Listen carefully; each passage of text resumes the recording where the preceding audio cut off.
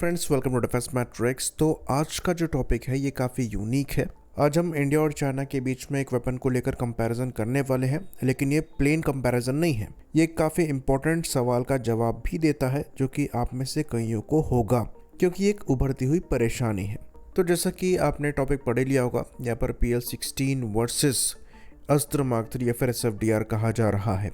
तो यहाँ पर प्लेन कंपैरिजन नहीं है। अगर आप कैपेबिलिटी वाइज देखेंगे तो SFDR मिसाइल PL-16 को आउटरेंज करेगी। PL-16 की मैक्स रेंज 300 किलोमीटर के आसपास की बताई जाती है।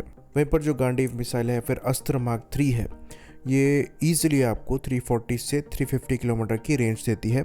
कहीं कहीं पर 380 के आसपास भी ये पहुंचेगी, ऐसा कहा जाता है। तो ये आउटरेंज करती है बड़े आसानी से PL-16 को। और खाली यहाँ पर रेंज ही ज़्यादा नहीं है, बल्कि आपको नो एस्केप जोन भी इसका ज़्यादा मिलेगा, क्योंकि यहाँ पर जो टेक्नोलॉजी यूज़ करी जा रही है उसकी वजह से ये एनर्जी को सस्टेन कर सकती है रिक्वायरमेंट के हिसाब से, जो कि कन्वेंशनल सॉलिड मोटर से ज़्यादा बेटर है।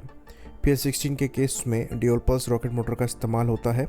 वहाँ पर ये प्रोग्रामेबल है, जहाँ पर सेकेंड मोटर कब फायर होगी ये टारगेट के डिस्टेंस पर डिपेंड करेगा, जिसकी वजह से आपको इतनी एक्सटेंडेड रेंज मिलती है और इफेक्टिवनेस ज़्यादा मिलती है।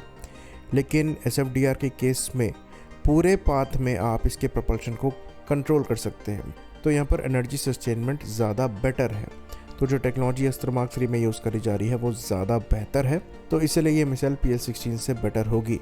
लेकिन सवाल ये नहीं है अस्त्र मार्क 3 बेटर है, ये हमें पता है, पर हमें ये चीज़ आमका के रिगार्ड में देखनी है। क्यों देखनी है? क्योंकि आमका 2035 के अराउंड सर्विस में इंडक्ट होगा। तो ये एक्सपेक्ट किया जाता है कि अगर ये प्लेटफॉर्म इतना लेट इंडक्ट हो रहा है तो ये कैपेबिलिटी वाइज J-20 और J-35 को सरपास करे, जिसके अंतर्गत एयर टू एयर कॉम्बैट में इसके पास ज़्यादा बेहतर वेपन और ज़्यादा बेहतर रेंज में टारगेट को शूट करने की क्षमता होनी चाहिए। तो बहुत ज़रूरी है कि जब अभी हम इसको डिज़ाइन कर रहे हैं तो फ्यूचर को दिमाग में रख कर करें, क्योंकि जब J-20 और J-35 डिज़ाइन किए गए थे तो वहाँ पर यह मानकर चला जा रहा था कि जो मिसाइल डेवलप होगी, जो कि उस समय PL-15 और PL-16 थी, वो इनके इंटरनल वेपन बे से कैरी करी जाएंगी। और इस लिहाज से जो इंटरनल वेपन बे है वो डिज़ाइन किया गया है। तो करीबन 4.5 मीटर लेंथ है इस इंटरनल वेपन बे की J-20 के केस में, जिसकी वजह से ये करीबन 4 के आसपास PL-15 मिसाइल्स को कैरी करने में सक्षम है। अभी यहाँ पर PL-16 मिसाइल डेवलप करी गई हैं, जिसमें जो फिन्स हैं उनको फोल्डेबल बनाया गया है, जिसकी वजह से 6 मिसाइल्स यहाँ पर एडजस्ट करने की कोशिश करी जा रही है और इवेंचुअली 6 PVR ये कैरी करेगा, जो कि अच्छी बात है। सेम चीज़ J-35 के साथ भी है, जहाँ पर इंटरनल वेपन बे की लेंथ 4 मीटर के अराउंड है, लेकिन सफिशेंट है 4 PL-15 और 6 के अराउंड फ्यूचर में PL-16 कैरी करने के लिए। वहीं पर आमका की बात करें तो आमका का भी जो इंटरनल वेपन बे है वो डिसेंटली लॉन्ग है, 4.2 मीटर के अराउंड यहाँ पर लेंथ है, जिसकी वजह से अस्त्र मार्क 2 के अगर ER वर्जन बनाए जाते हैं वो और इवन गांडीव मिसाइल इनसे इंटीग्रेट होने में सक्षम होगी। अभी यहाँ पर क्लैरिटी नहीं है कि फोल्डिंग फिन वर्जन्स को बनाया जा रहा है, जिसकी वजह से जो अभी 4 के राउंड BVR कैरी करी जाएंगी वो फ्यूचर में 6 हो पाएंगी या नहीं। फिलहाल जो डिज़ाइन है वो खाली 4 BVR को कैरी करने के लिए है, पर इवेंचुअली जितना ज़्यादा मिसाइल उतना बेहतर। तो कोशिश होनी चाहिए कि करीबन 6 के आसपास मिसाइल यहाँ पर फिट कर पाए, लेकिन ये रीडिज़ाइनिंग जो है डिमांड करेगा और चैलेंज बन जाएगा।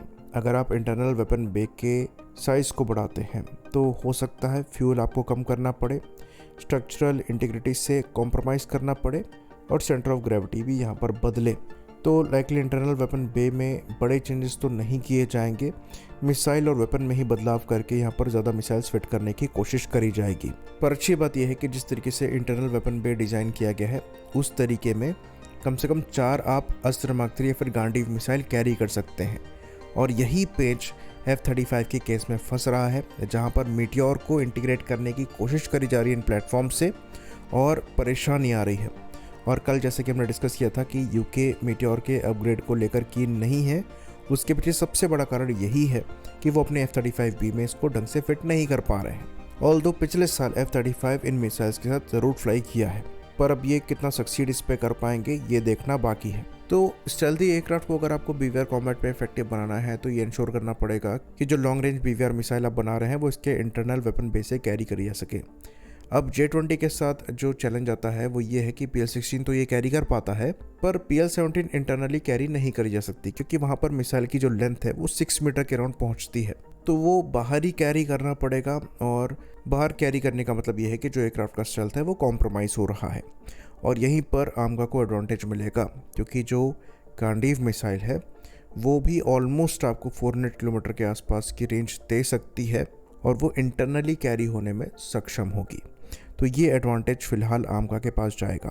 और गांडीव को लेकर जो कंपैरिजन है वो अनफेयर इसलिए नहीं है क्योंकि ये मिसाइल मोस्ट लाइकली अगले साल से एयरक्राफ्ट से फायर करके टेस्ट करी जाएगी और 2029-2030 तक सर्विस में इंडक्ट हो जाएगी। अच्छी खासी प्रोग्रेस हम इस मिसाइल को लेकर कर चुके हैं।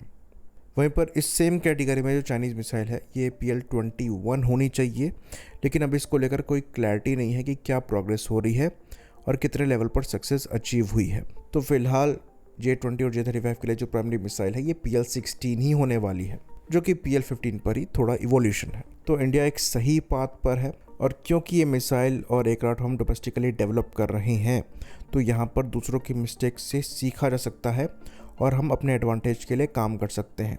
ये चीज़ आप इम्पोर्टेड सिस्टम के साथ नहीं कर सकते। मीटियोर के साथ यही इशू था जो कि हमने कल समझाया था, क्योंकि जो कंट्रीज़ यहाँ पर ओरिजिनल इक्विपमेंट मैन्युफैक्चरर है वो इनकी R&D में अपनी रिक्वायरमेंट के हिसाब से स्पेंड करेंगी, आपके रिक्वायरमेंट के हिसाब से नहीं। और इसलिए यूके इस प्रोग्राम से हट रहा है, क्योंकि उनको यहाँ पर फ्यूचर नहीं दिख रहा है, क्योंकि उनकी रिक्वायरमेंट बैठ नहीं रही है। इंडिया के लिए वो यहाँ पर पैसा नहीं लगाने वाले। और वहीं पर इंडिया के लिए जो थ्रेट है वो चाइना है, तो चाइना के हिसाब से हमें अपनी कैपेबिलिटी को डेवलप करना पड़ेगा। और हो सकता है कई फील्ड्स में हमें वेस्टर्न टेक जो अवेलेबल है इंपोर्ट के लिए उससे आगे जाकर काम करना पड़े, क्योंकि वो सफिशिएंट ना हो चाइनीज़ थ्रेट को काउंटर करने के लिए, जो कि मिसाइल के केस में तो सर्टेनली दिख रहा है। और आमका के इंटरनल वेपन के केस में हमको और स्पेशलाइज्ड वेपन चाहिए, जो अगेन हमें खुद ही बनाना पड़ेगा। बाकी एक और फील्ड है जहाँ पर हमें काम करने की रिक्वायरमेंट है, और वो ये है कि आमका के इंटरनल वेपन बे के हिसाब से हम क्रूज मिसाइल्स को डेवलप करें और एयर टू ग्राउंड म्यूनिशंस को डेवलप करें। तो फिलहाल DRDO 100 जैसे वेपन जो हैं ये इसके इंटरनल वेपन बे में जा सकते हैं, लेकिन इवेंचुअली हमें इनसे long range air to surface missiles integrate करनी होगी। चाइना के केस में जैसे कि हमने देखा, इन्होंने अपनी PL-15 मिसाइल के एंटी रेडिएशन वर्जन बना दिए हैं, क्योंकि इनके पास कोई दूसरा वेपन अवेलेबल नहीं था, जिसे LD-8A मिसाइल कहते हैं। और इसके बारे में हमने चर्चा करी थी और बताया था कि कैसे ये मिसाइल थ्रेट बन सकती है इंडिया के S-400 के लिए, और सिमिलर वेपन्स हमें आमका के लिए भी बनाने पड़ेंगे, क्योंकि रुद्रम मिसाइल्स आप डायरेक्टली इनसे इंटरनल वेपन बे में इंटीग्रेट नहीं कर पाएंगे, क्योंकि साइज कंस्ट्रेन आ जाता है और वो आप बड़ा नहीं कर सकते, तो आपको नए वेपन्स ही बनाने पड़ेंगे। रशिया भी ये चीज़ Su-57 के लिए कर रहा है। थैंकफुली एयर टू एयर के लिए हम यहाँ पर सेफ हैं। इसी बात पर इस वीडियो को हम ख़त्म करेंगे। लाइक करिए, सब्सक्राइब करिए। जय हिंद।